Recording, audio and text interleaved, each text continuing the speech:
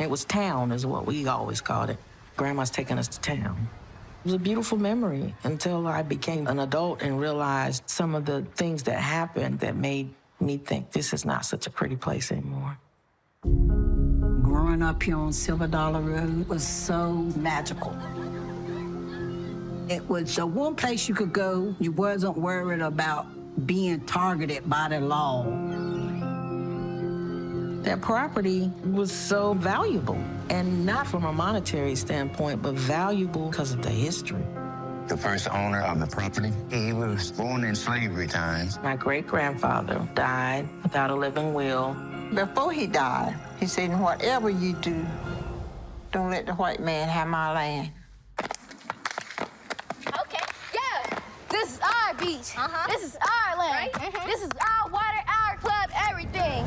This is our land. Okay. This is our land. Yeah. This is our club, our space, anything. There's word of part of the property being sold to someone else that the family had no knowledge of. We was getting threats. It came down and put eviction notice on La Curtis and Melvin houses. My Uncle Melvin told me, I need your help. If they're saying we have to sign our rights away or go to jail, I'm going to jail. It was heartbreaking to see them chained. I went in at 52 and come out at 61. They took the best years of my life. We fighting power, we fighting money. What are you doing? They really wanted this land. Can't you see that you're breaking? If you clear out Silver Dollar Road, what you gonna do with us? What you gonna do with poor people, period? Will it heal my wounded heart? The family can shout from the rooftops. The truth. Nobody will listen to them. Will it heal me before? This is ours. Our ancestors left this here for us. Will it heal my wounded? All of this is what you're fighting for.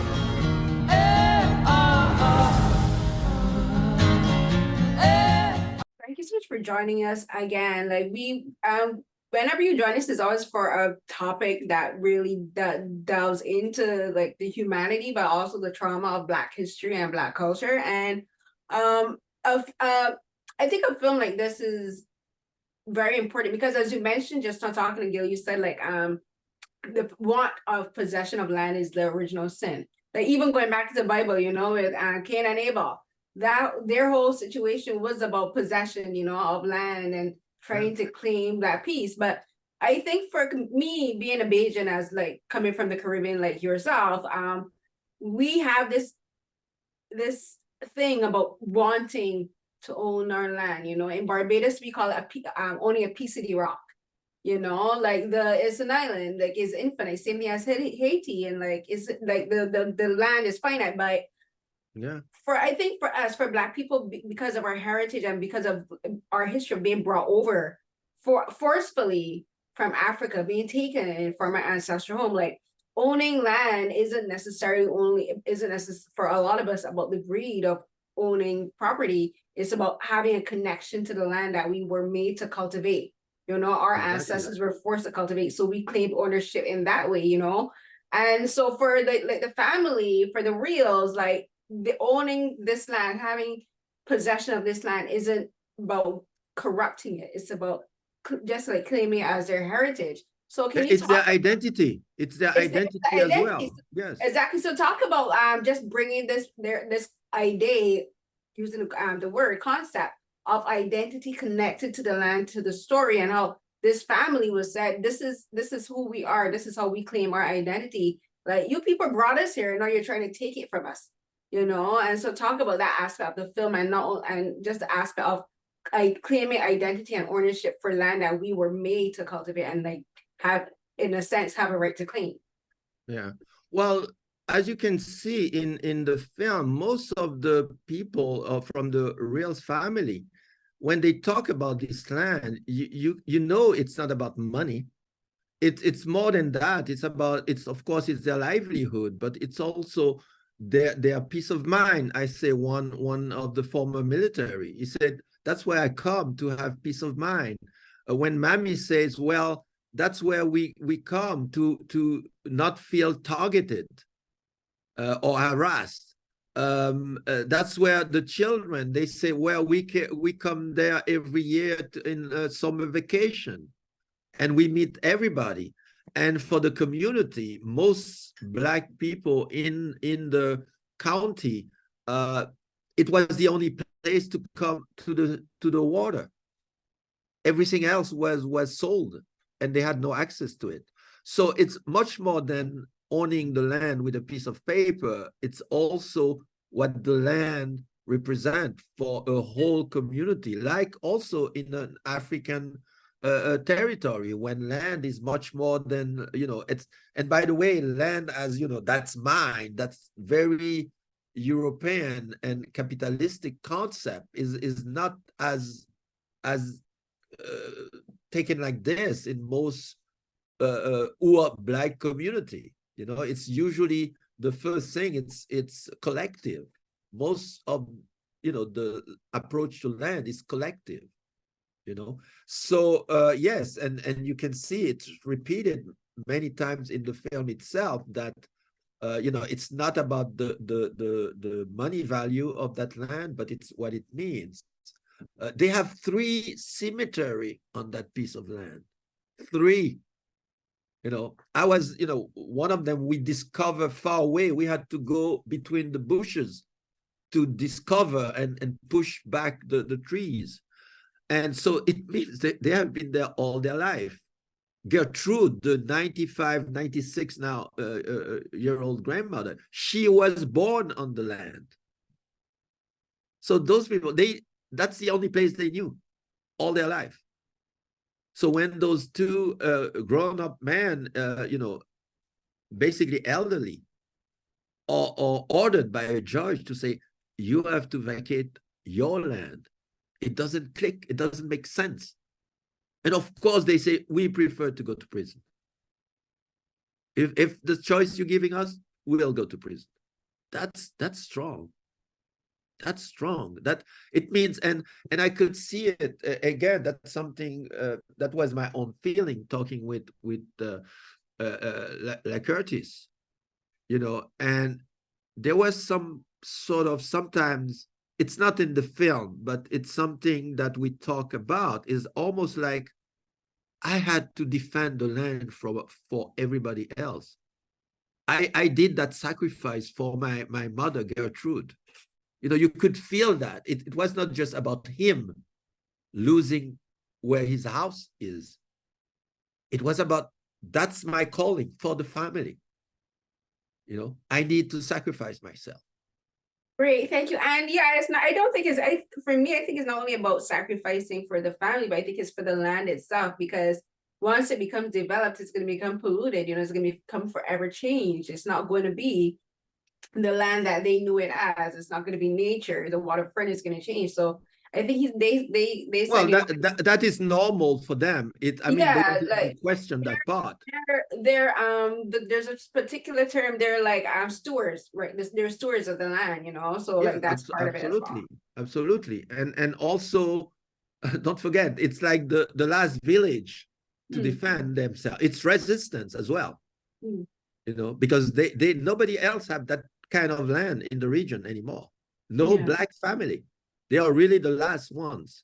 So something I want to ask you is, like, what have you learned about yourself as a filmmaker, and also just about stories in general? Because for someone who's been making films for probably well over 30 years, you've done other documentaries, you've done narrative dramas, you've done biopics, you've done series, and all of these different formats of film, and in different genres and in different tones. And so with taking all of your years of experience, I always like to ask directors what they learn about themselves as filmmakers, and as creatives with each new project. So what did you learn about yourself, and like your outlook on life and your outlook on filmmaking, especially making documentaries, in the process of making Silver Dollar Road? And especially dealing with a family, because for most of your projects, like you've done stories, especially for the documentary you've done with stories on people who've already passed, and like for all the groups that you covered hundreds of years of history, but this is a history that's still happening. The reels are still alive and they're still fighting. So what did you learn about yourself as a filmmaker and as a creative making this film?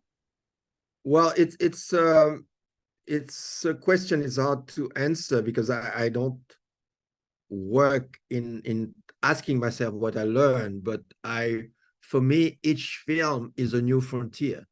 Each film is a new way to, first of all, not repeat yourself, but also to push the form and the content as well further. And you can see if we take like the last 3 films from I Am Not Your Negro, nobody wanted that film because they couldn't understand that you could make a film like this. I can give you a list of 100 foundations in the US who didn't not to want to fund the film because they simply said more or less, you cannot make a film like this. It doesn't work. So when I did Exterminate All the Brutes, that's the same thing. I wanted to make something that, as a filmmaker, both in narrative and documentary, I've never seen before. Because usually when you try to mix both, it never goes well because usually people who try that are strong in one and not the other. And so I knew all the possible trap of this, but I found a way to create something that there is no name for it, but which work. And the same, the Reals family is, as I can tell you, the risk, artistic risk that I took was to simply say, you know what? I'm not going to make a film on 2 sides. No, I'm taking a position. I am with the Reals family. You can sue me if you want, but I'm sticking to them. That's their story. No talking heads. I stay within the family, except 2 exceptions, the lawyer and the Supreme Court judge. That's it. Everybody else are part of the family or close. So that was an artistic risk, especially in this country where everybody said, well, what about the other side? Well, what about this white guy who owns it? What does he say? I don't care what he says. The facts are there. That's not my problem.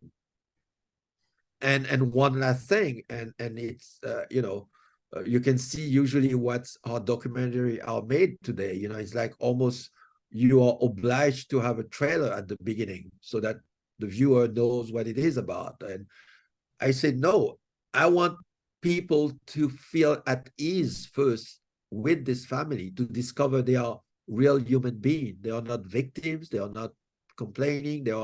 They are just a family. And you need to come close to them first to see them as human beings. And then when the drama comes, then it's really hit you at home because you have been close to them. They are you. So those are the things I think I developed over the time. But I'm, each film, and I think for most filmmakers, you don't really dwell on whatever you did before. It's about, okay, what's the next step? Can I push the envelope further? Can I find something new that, you don't want to be either bored by your own work. So you want to be in a searching situation. You want to go further. You want to risk more. You want to try new things, and that's what keeps you going as an artist. It's the same way as a painter or musician. You work your style, you work your instrument, you work your knowledge, and you take advantage of your experiences. Great, thank you so much. And like I think every filmmaker can learn something from your vast repertoire of films and from making this particular film in general. Thank you so much. And yes, we don't need to know all the opinions of the white people. Like they get enough. We get to hear enough about them. But well, we came very late in the film industry, and so so we have so much to catch up. So I don't want to waste any minutes of the films I make to voice again voices that we have heard all our lives. Great, thank you so much. Thank you.